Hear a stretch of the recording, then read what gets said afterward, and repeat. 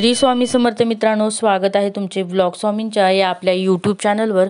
स्वामी माऊली तुमच्या सर्व चांगल्या इच्छा पूर्ण करोत ही माझी स्वामींचरणी प्रार्थना। मित्रांनो, आजच्या व्हिडिओमध्ये मी तुम्हाला सांगणार आहे वास्तुशास्त्र आणि देवघर। वास्तुशास्त्रानुसार देवघरामध्ये काय काय नियम पाळले पाहिजेत हे या व्हिडिओमध्ये मी आज तुम्हाला सांगणार आहे। जर तुमचं घर वास्तुशास्त्रानुसार जर तुमच्या घरामध्ये देवघर असेल तर तुमच्या घरात नक्कीच सुख समृद्धी नांदणार। निगेटिव्ह शक्तीला तुमच्या घरात थारा सुद्धा मिळणार आहे। तर मग मित्रांनो, तुम्हाला वाटत असेल असे काय नियम आहेत, देवघरासाठी पण नियम असतात का? हो, देवघरासाठी पण नियम असतात। असे काही नियम मी तुम्हाला या व्हिडिओमध्ये सांगणार आहे। तुमचं पण देवघर या पद्धतीचं आहे का? असं नसेल तर तुम्ही अशा पद्धतीने करू शकता। चला तर व्हिडिओला सुरुवात करते। मित्रांनो, पूजाघर म्हणजेच घरातील सर्वात महत्त्वाची जागा असते। घराचे पावित्र्य राखणारी मंगल जागा म्हणजेच पूजाघर। घर लहान असो की मोठं, घरातील पूजास्थान नियमाप्रमाणे असेल तर त्याचे अधिक फायदे नक्कीच होतात। घरात जागा कमी असल्यास देवघर कुठे असावे, देवघरासाठी योग्य दिशा कोणती असावी, जाणून घेऊया देवघराशी संबंधित काही महत्त्वाच्या गोष्टी। मित्रांनो, तुमच्या घरामध्ये देवघर बनवण्यासाठी जास्त जागा नसल्यास किचनमध्ये ईशान्य कोपरा म्हणजेच उत्तर पूर्व दिशेला देवघर बनवू शकता। या दिशेला पूजा केल्याने देवी देवता लवकर प्रसन्न देखील होतात। 2. घरामध्ये देवघर अशा ठिकाणी असावे जेथे दिवसभरातून काही काळ का होईना सूर्यप्रकाश नक्की पोहोचेल। ज्या घरामध्ये सूर्यप्रकाश आणि ताजी हवा येत राहते त्या घरामध्ये विविध दोष आपोआप नष्ट होतात। सूर्यप्रकाशामुळे वातावरणातील नकारात्मक ऊर्जा नष्ट होते आणि सकारात्मक ऊर्जा आपल्या घरामध्ये मोठ्या प्रमाणात वाढते। 3. देवघरातील दिवा समई निरांजन आग्नेय कोपऱ्यात ठेवावे, तर धूप उदबत्ती स्टँड वायव्य कोपऱ्यात ठेवावे। 4. देवघर असो किंवा उंबरठ्यावर अगदी कुठेही तुटलेला दिवा कधी लावू नका, यामुळे घरात नकारात्मकता वाढते। जर तुमची इच्छा पूर्ण करण्यासाठी दिवा लावत असाल तर तुटलेला दिवा लावल्याने तुमची इच्छा पूर्ण होत नाही, शिवाय लक्ष्मी मातेचा कोप हा नक्की होणार। 5. एका घरात 2 शिवलिंग, शाळीग्राम, सूर्यकांत, चक्रांक, गणपती व शंख पूजू नये। 6. देवपूजा करताना देवाला नेहमी करंगळी जवळच्या बोटानेच अर्थातच अनामिकेने गंध लावावे। 7. देवघरात कमीत कमी मूर्ती किंवा देवी देवतांचे फोटो असावेत। गणपती, कुलदेवतेचा टाक, मूर्ती अथवा फोटो, इष्टदेवतेचा फोटो अगर मूर्ती, बाळकृष्ण, पांडुरंग, नंदी व नागविरहित शंकराची पिंड काळ्या दगडाची किंवा पंचधातूची असावी। अन्नपूर्णेची मूर्ती देखील मंदिरामध्ये असावी। 8. देवघरात देवी देवतांच्या मूर्ती आणि फोटोची तोंडे नेहमी पश्चिम दिशेला असावीत, म्हणजेच पूजा करणाऱ्या यजमानाचे तोंड पूर्वेस होईल अशा पद्धतीने मांडणी असावी। तसेच मित्रांनो, 9. देवघरात शंख असल्यास त्याचे निमुळते टोक हे दक्षिण दिशेकडेच करावे। 10.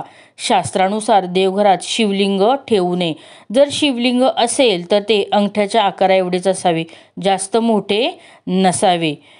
देवघरात एकच शिवलिंग ठेवणं जास्त लाभदायक आहे। एकापेक्षा जास्त शिवलिंग देवघरात असेल तर शास्त्रात वर्ज्य सांगितले आहे। 11. इतर देवी देवतांच्या मूर्ती छोट्या आकाराच्या असाव्यात। जास्त मोठ्या मूर्ती मोठ्या मंदिरासाठी श्रेष्ठ राहतात, परंतु घरातील मंदिरात छोट्या आकाराच्या मूर्ती श्रेष्ठ मानण्यात आल्या आहेत। 12. देव्हाऱ्यात देवाचा टाक असल्यास तो पंचधातूचाच असावा। 13. घरातील देवघरात नेहमी महादेवाची पिंड ठेवावी, फोटो घरात ठेवू नये। शिवाय महादेवाची पिंड ही दगडी असेल तर अतिउत्तम आणि दगडी नसेल तर ती पितळाची ठेवली तरी चालेल। 14. घरातील देव्हाऱ्यामध्ये शनीची मूर्ती किंवा शनीचे यंत्र याची पूजा करू नये। 15. मारुतीचा फोटो कधीही देवघरात ठेवू नये। 16. देवघरात गायत्री देवीची पूजा करणं वर्ज्य मानलं जातं। 17. देवघरात यंत्रे असल्यास ती कधीही उभी मांडू नयेत, नेहमी जमिनीशी समांतर मांडावीत। 18. वास्तुशास्त्रानुसार देवघरात कधीही भंगलेल्या, तुटलेल्या किंवा तडा गेलेल्या देवांचे फोटो किंवा मूर्ती पूजा करू नये किंवा स्थापना करू नये, कारण ते अशुभ मानलं जातं. इतकंच नव्हे तर तडा गेलेल्या मूर्तीची पूजा केल्यानं देवता देखील नाराज होतात. 19. देवघरात एकाच देवतेच्या एकापेक्षा अधिक मूर्ती किंवा फोटो अजिबात ठेवू नका. 20. देवपूजा करताना आपण वापरत असलेले आसन आणि जपमाळ कधीही दुसऱ्यांना वापरण्यासाठी अजिबात देऊ नका. 21. देवाच्या उपासनेसाठी बनवलेले पूजास्थान हे अत्यंत पवित्र स्थान आहे. वास्तूनुसार देवघर कधीच स्टोअर रूम, बेडरूम, बेसमेंटमध्ये नसावं. देवघर नेहमी खुल्या जागेत ईशान्य दिशातच असावं. 22. देवघर हे नेहमी सागवानी लाकडाचंच असावं. 23. देवघर हे नेहमी स्वच्छ आणि प्रसन्न ठेवायचं आहे.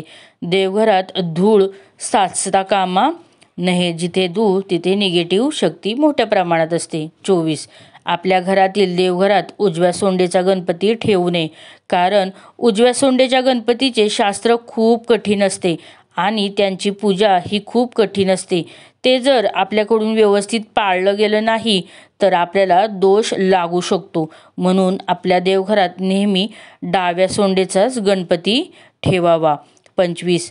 भरपूर लोकांना गैरसमज आहेत की महादेवाची पिंड ही तुळशीमध्ये असावी, पण महादेवाची पिंड ही तुळशीमध्ये नसावी, तर ती देवघरात असावी, कारण तुळशीमध्ये शालिग्राम असतो. शालिग्राम हे महाविष्णूचे प्रतीक असतं. तसेच मित्रांनो, 26. देवघरात महादेवाच्या पिंडीवर नाग नसावा. शिवाय महादेवाच्या पिंडीसोबत नंदीही नसावा. फक्त महादेवाची पिंड असावी. नंदी हा नेहमी मंदिराच्या बाहेर असतो, तो देवघरात नसावा.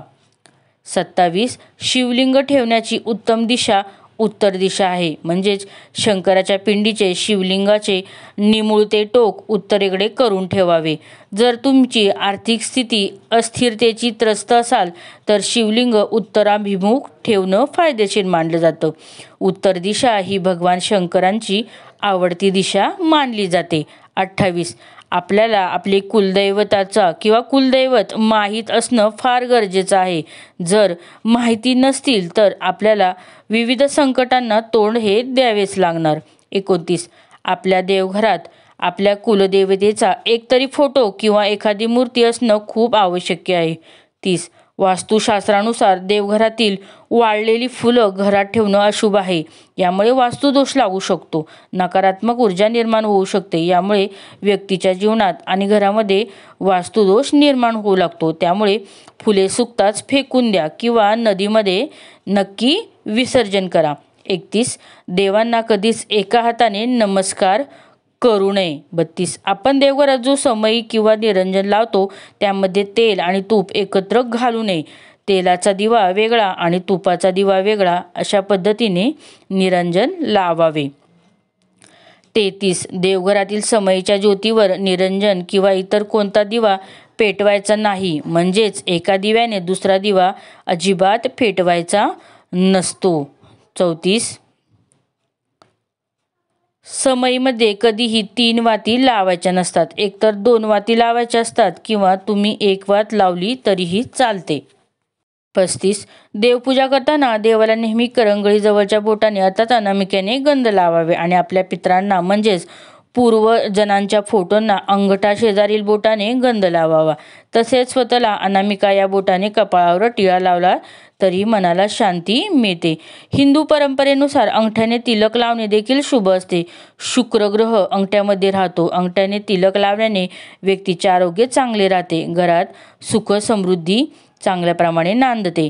36. नैवेद्याच्या ताटात किंवा पानात मीठ वाढू नये. त्याचप्रमाणे कांदा, लसूण, लिंबू हे देखील वाढू नये, कारण हे सर्व पदार्थ तामसी असतात. अशा प्रकारचे तामसी पदार्थ देवांना चालत नाहीत. 37. घरामध्ये ज्या ठिकाणी देवघर असेल तिथे चामड्यापासूनच्या तयार केलेल्या वस्तू, चप्पल, बूट घेऊन जाऊ नये. तसेच देवघरात पूर्वजांचे फोटो लावू नये. पूर्वजांचे फोटो लावण्यासाठी दक्षिण दिशा योग्य मानली जाते. 38. शास्त्रानुसार जर देवघरात तुपाचा दिवा लावला जात असेल तर तो देवाच्या उजव्या बाजूला ठेवावा. त्याचबरोबर तेलाचा दिवा देवाच्या डाव्या बाजूला ठेवणं शुभ मानलं जातं. 39. देवघरातील पाण्याचा कलश नेहमी ताटलीमध्ये किंवा तांदळाच्या राशीवर ठेवण्याचा सल्ला दिला जातो. वास्तुशास्त्रानुसार कलश जमिनीवर ठेवल्यास घरात वास्तुदोष होऊ शकतो. मित्रांनो, घरामध्ये दररोज सकाळी आणि संध्याकाळी पूजा करणं आवश्यक आहे. पूजा करताना घंटी अवश्य वाजवावी, तसेच संपूर्ण घरात फिरून घंटानाद करावा. असं केल्याने घंटेच्या आवाजाने नकारात्मकता नष्ट होते आणि सकारात्मकता घरामध्ये प्रवेश करते. 41. देवघरात शंख अवश्य ठेवावा. माता लक्ष्मीला शंख खूप प्रिय आहे. समुद्र मंथनात लक्ष्मीसोबत शंखही प्रकट झाले.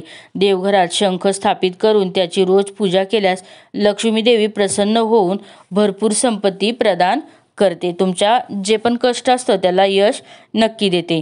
42. भगवान श्रीकृष्णाला मोरपंख खूप प्रिय आहे. ते नेहमी डोक्यावर मोरपंख घालतात. घरामध्ये मोराची पिसे ठेवणे खूप शुभ मानलं जातं. विशेषतः मोराची पीस मंदिरात ठेवल्याने भगवान विष्णू आणि माता लक्ष्मीचा अपार आशीर्वाद तुम्हाला मिळतो.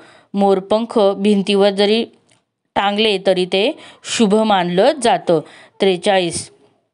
हिंदू धर्मात गंगेचे पाणी अत्यंत पवित्र मानलं जातं. असं म्हणतात की सर्वात पवित्र पाणी हे गंगेचे असते. विशेष प्रसंगी आंघोळीच्या पाण्यात गंगाजल मिसळून स्नान केल्यास खूप फायदा होतो. यासोबतच मंदिरात गंगाजल ठेवल्याने देवी लक्ष्मीचा आशीर्वाद तुम्हाला नक्की प्राप्त होतो. 44. आपण देवघरात किंवा मंदिरात जी स्तोत्र किंवा मंत्र म्हणतो ती मोठ्या आवाजात म्हणायची, परंतु जप करताना देवांचं नामस्मरण करत असतो, म्हणून ते शांततेत केलेलं कधीही चांगलं असतं. 45. कोणी भेट म्हणून दिलेले देव किंवा देवांचे फोटो, सापडलेले देव तसेच बुडीत घराण्यात आलेले देव आपल्या देवघरात ठेवू नये, कारण आपण त्या देवांची जी काही सेवा किंवा पूजा करत आहोत ती आपल्याला लागू पडत नाही. ती सर्व सेवा ज्यांचे देव आहेत त्यांना लागू पडते. तर मित्रांनो, अशा प्रकारे देवघरात पाळावयाचे महत्त्वाचे 45 नियम मी तुम्हाला देवघराबाबत या व्हिडिओमध्ये सांगितले आहे. असे काही नियम पाळल्याने आपल्या देवघरात प्रसन्न वाटते आणि आपल्या घरात शांतता नांदते. लक्ष्मी मातेचा आशीर्वाद सदैव आपल्या डोक्यावर राहतो. स्वामी भक्त असाल तर कमेंटमध्ये श्री स्वामी समर्थ कमेंट नक्की करा. अनंत कोटी ब्रह्मांड नायक श्री स्वामी समर्थ. श्री गुरुदेव दत्त.